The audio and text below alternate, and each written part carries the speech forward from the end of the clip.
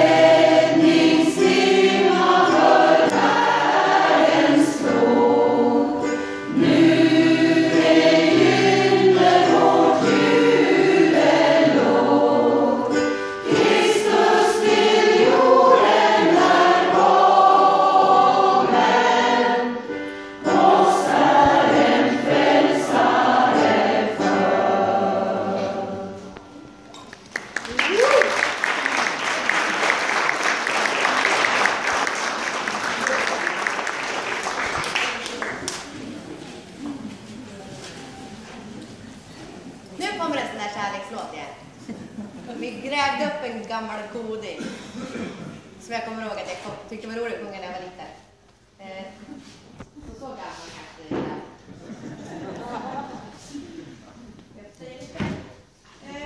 Den heter Perfect.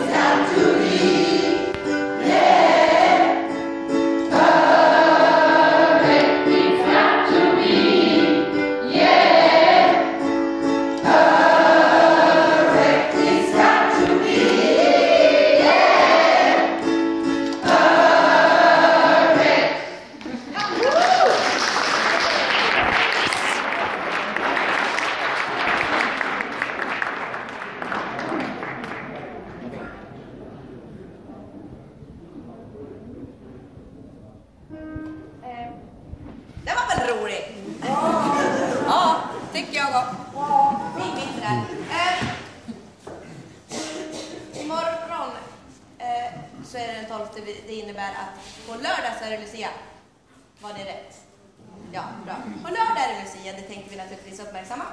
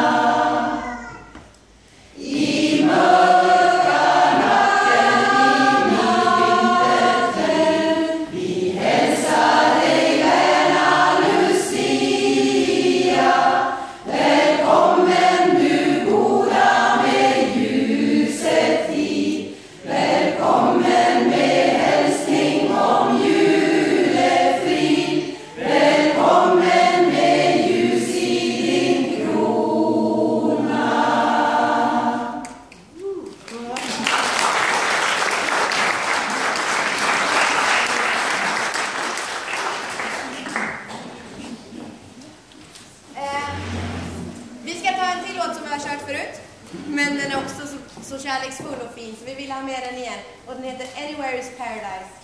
Och det vill ha.